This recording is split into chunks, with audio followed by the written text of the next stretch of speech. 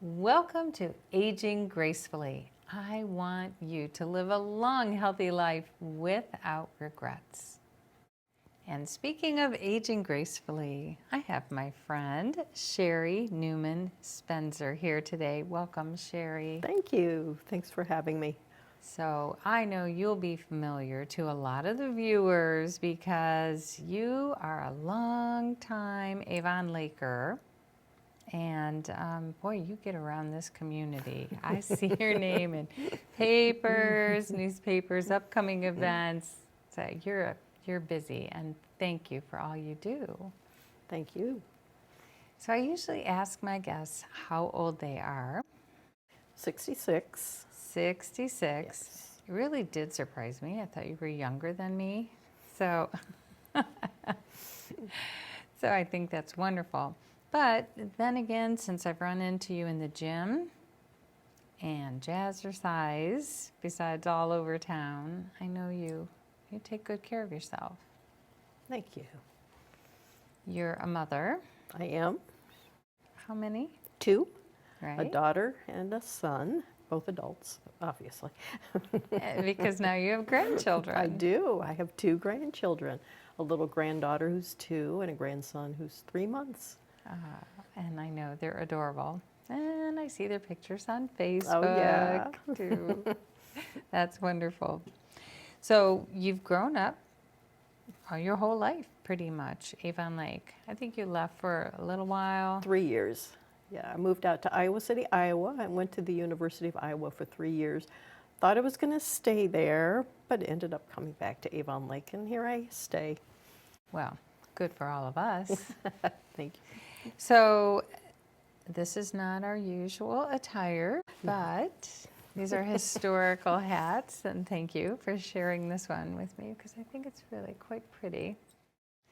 And we were saying before the show started that wouldn't it be nice if really us ladies could wear these kinds of hats often because they are beautiful. And they're fun. Mm-hmm. Yes. So you are here to specifically talk about some of the books. Well, let's talk about the most recent book you've written. You've written in total, how many books? 4 now.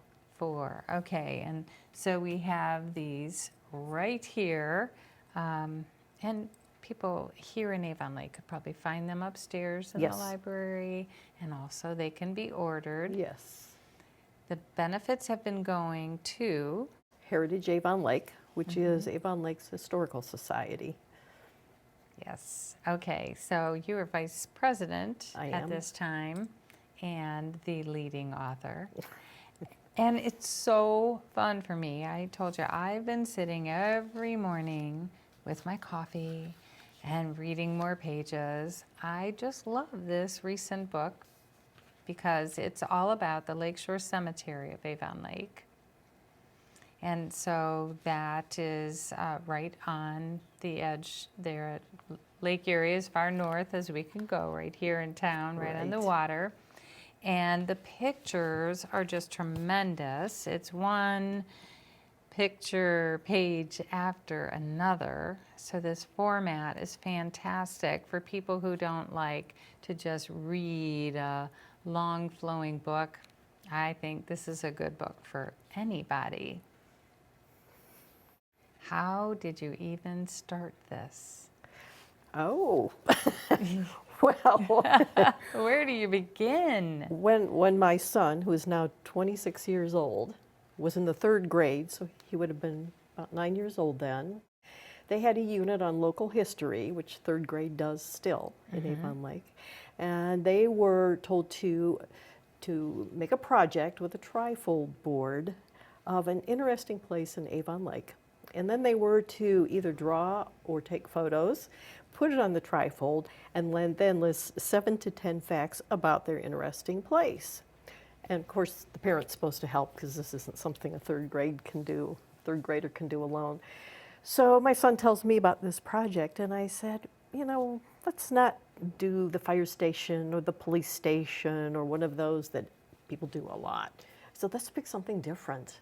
So our next door neighbors suggested a cemetery in Avon Lake. They said, there's that old cemetery along the lake. Why didn't you do that? So that's what we did. Went up there. He took his photos, took down some notes about the place and its location. We went to the library here to find 7 to 10 facts and could find nothing. Oh, really?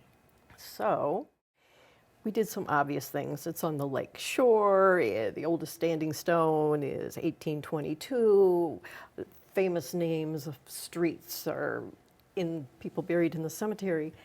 So he came up with 7 to 10 facts. Turned his project in, moved on with his life. He's an adult now, and I'm still doing his 3rd grade project. I reached a point where I said, I got to do something with 3rd grade project and all the material that it's generated. So there it is. Here it is. And there are some things that make me really appreciate the time that we live in today. There were so many young deaths. People died so young, and I was surprised, like the number of marriages. Because, like, I marked this page because I just thought it was pretty interesting that this poor gentleman married one woman, and she died, and he remarried, and she died. And can you imagine? The stone has both of his wives on one stone. So I'm sure they would have never thought they'd be sharing a stone with a different wife. Well, he was being efficient, right? Yes. You only have to order one stone that way. Oh, there was another one that really stood out that was a sad story, the Jillette story. Yes. How Samuel married one woman, 2 children die, and she died, I think, 9 days after the birth of the second. So now he's lost his wife and 2 children. So he remarries to her sister. Which was common in those days. It was. And then has 2 more children, and they die too. So this type of a heartbreak is something that we don't experience much No. these days. We have the modern medicines that take care of so many of the illnesses Yes. from back then. Yes. So I remember you talking about 3 gentlemen. Yes. They had died within a short amount of time. Tell me Right. that story. 3 men who were buried on the far eastern perimeter of the cemetery died all within 6 weeks of each other. They're old burials, so I hadn't been able to find cause of death. Obviously, no death certificates because they didn't have them yet then. I did finally find a little tiny article. It was this long and this wide in a newspaper. Serendipity, it had to be, right? Mm-hmm. And it was for one of the men, and it indicated that he had died of typhoid fever. So because of the proximate deaths of the other 2 who were buried right near him, I thought it was a pretty logical conclusion that all 3 of them had probably contracted typhoid fever. Not a surprise, living along the lake. And farm animals, they're polluting the water. Human beings are polluting the water. Human beings are using this water for drinking, for washing, This is where they go for to the drink. clothes. So there were probably many epidemics that came through Avon Lake, such as the typhoid fever epidemic. They didn't understand bacteria. No. They didn't have any remedies for these things. No. Childhood diseases, same thing. Measles, mumps, children died of measles and mumps. Now it's pretty rare, and it makes news when a child dies of measles or mumps. That's shocking. Yes.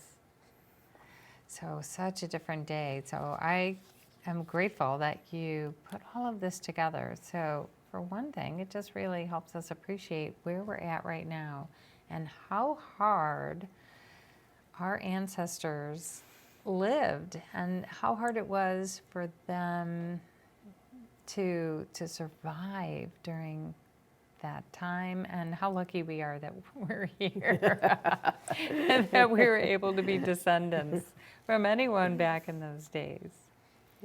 True. So that kind of makes me think of a conversation we had about what started your whole interest in history in the first place. And mine started very early, very young. I shared with you too that I do tours for third graders here in Avon Lake on local history because I became interested in history, not names, dates, battles, or names of generals, but people in survival. I became interested when I was young, definitely elementary school age, and thought a lot about people in survival, and especially during winter and during storms on the lake. People who made their living on the lakes, who survived those storms, and many who did not. And survival became absolutely fascinating to me, human survival. And that's all part of history. People that were able to overcome inclement weather, diseases, if they were able to survive, starvation, finding ways to keep themselves and their families fed, keeping their farms going so that they didn't lose what they had started. Building houses. How do you build a house? You've come out here on a horse and a wagon. You have minimal tools. Now you've got to cut down trees, saw them, make them into wood usable to construct a house. All of that was just captivating for me. And it's history. And preserving food. Preserving food. Because we have such drastic winters. What do you do? Yeah. There isn't much that grows in the winter here No. in northern Ohio. But even just burying their vegetables in the ground so that they could preserve vegetables into the winter for as long as they possibly could. Isn't that resourceful? I just think that's genius for people who are doing a lot with very little. Right, because you can think about maybe the art of canning, but they didn't. One, they didn't understand how you would have to have it boiled maybe and super, super clean, no bacteria, to be so that you don't have food poisoning, right? But they might not even have the glass jars or that ability to really seal something up. They had such small amount of resources, they can't run down to Walmart. Right. Yes. So if you run out of supplies, you really would have to get super creative or just have the hardship, right? Right. Yes. So this is a wonderful book, and I'm so grateful that you've brought all of this history to light here in Avon Lake. But I think there's a lot of lessons for people who just are writers, and I'm around a lot of writer friends myself. So I'm wondering if maybe you'd have some tips, like how do you start a book? I know there's different ways, so what is your method? The very, very beginning is, what are you passionate about? What commands your attention so deeply that you can't let it go and that you want to keep returning to it? Because Now, it's going to be a long-time it's project. a long journey. So once you've identified that, now you've got to clean up your ideas and make sure you've got a format for it. And I am an outliner. I live by outlines. So, and it may change. Outlines can evolve, and that's okay. But you've got to have something to start with, your blueprint. So I make my outline, and I try to make a conclusion or draft the conclusion early on. And it's really rough draft, but that's okay, because you've got to know where you're going.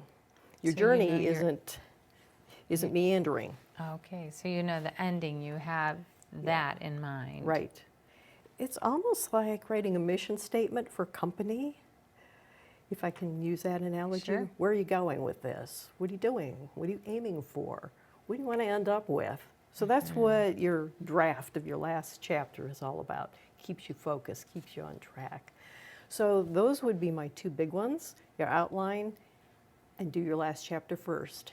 You can change it, but you got to have something that keeps you anchored. And at least with the cemetery, you could hit on all of the graves and then you know you're done, which might be in a sense helpful. Right. Because I can imagine when you're writing a book, it's like it could get so broad. How do you stop? Like Yeah. where, at what point? So this kind of helped keep you contained. It does. Yeah. It does. And what about tips for self-publishing or finding a publisher? For self-publishing, I would say find a teenager because they're really good at technology, and work with them, and they're wonderful. They know what they're doing, and they can guide you through the technological parts of it. For this one, what I was doing was a perfect match for the publisher's format. This book is published by Arcadia. Arcadia books are all image heavy. And what I'm doing here is telling the story through the captions that go with the images. The reason that was a perfect match for the cemetery is some of the folks in the cemetery have short stories to tell, but they're still interesting. You can fit them in a caption or two, and some have longer, more in-depth stories, so you just add more photos until you get the story out. So that was a perfect blend. And some of the photos are actually scanned birth certificates, Yes. marriage certificates. Death certificates, Mm-hmm. draft cards. Right. More than just pretty pictures, too. Yeah. So it gave you a lot of opportunity there. So how much money have you made on this, Sherry? I haven't made any money on it. I don't plan to make any money on it. I am donating all of the proceeds from the sale of this book to Heritage Avon Lake, so they will be the beneficiaries. Well, thank you again, because that is just amazing. And I love any kind of community service. So that's kind of like, wow, that's really amazing. I'm a writer myself. I know what it takes to do a lot of writing. And these books, they're extensive. This is a good part of your life. That's a lot of work. Of course, it's a beautiful legacy to leave behind too, Sherry, for everyone and for the children and for the grandchildren. Actually, that one's dedicated to Charlotte, so that's her own special legacy. Her Aw. name's in the front of it. So. Charlotte being your My granddaughter. right, Yeah, the your oldest the oldest of the two. granddaughter. So I think it's time for ageless advice now. Are you ready, Sherry? I am.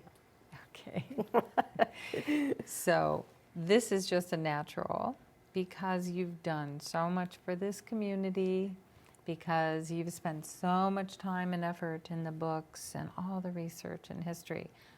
Why do you think community service is important? What kind of advice would you give to others? The community service that I am doing now is my legacy. You hit on it already. You're right there. It is my legacy. It's what I have that I can give back to the community. If you read about some of the Cleveland millionaires and the gorgeous libraries that they left, and buildings and endowments for all kinds of things, that's what they had, that's what they could give. What do I have? I've got my research and my passion for history and my love of writing, so I turn that in to my legacy to the community and to our young people who will be growing up in the community and want to know where they came from and want to know who came before them. Well, that leads me to another question. How do you think that the knowledge of history is a benefit to children, grandchildren, but any youth that are growing up in the community? Well, as I told you, I was bit by the history bug when I was very young, and even as a child, I felt a sense of connectedness to those who came before me, and I wanted to know who they were. I wanted to know how they survived and what they went through, their trials, their tribulations. And so I've collected that, and I've shared that. And now I am hoping that with successive generations, that will give them something to hang on to, look back to, and see how far their generation has come, how different their lives are from the lives of people in the past, and then looking forward to think about, hopefully, they will think about their legacies and what they want to leave to their generations too. Last question, Sherry. 66 years old, taking great care of yourself. What's your secret to aging gracefully? Well, it's two things. The primary being physical fitness, absolutely critical to aging gracefully and healthfully. And you have to be dedicated to it, and you have to commit to it on a daily basis. And you can't just say, I don't feel like it today. I'm going to take a nap and eat ho-hos and drink hot chocolate, because you don't have that luxury. Not if you want to age gracefully. You've got to be consistent. You've got to be disciplined about physical fitness. And then the other one is, we just talked about it briefly, grandchildren. I just think they open your eyes to a perspective that you've almost forgotten. Charlotte and I were going someplace in the car the other day, and she said, Grandma, it's a beautiful day. And I thought, it is.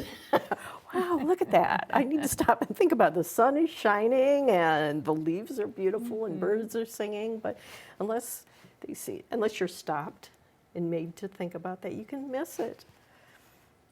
And also, they're great motivation for being able to stay physically active, yeah. getting up and down off the floor. Absolutely. Play games with them, do your board games on the floor, crawl around with them, tickle them, all those things. So Yeah. grandchildren can really add so much to our life and keep us active. Motivate us, right? Yes, yes. So thank you so much, Sherry. I think that you are, so loved here in Avon Lake, and I know I love you. I'm so glad that you came here today to share this information, not only for the Avon Lakers, but for anyone who's interested in doing some community research themselves, Right. for other writers. And you wouldn't mind if anybody reached out to you for any questions, No, right? that would be fine. Okay, thank you. And to my viewers, thank you so much for joining in again today. And if you haven't been to my website, please do go to www.aginggracefully.tv, where you can see this interview over and over again if you'd like. But you can also read some very quick to read articles and get some good motivation to stay healthy and happy, live that long, healthy life without regrets. Thank you, Sherry. Thank you.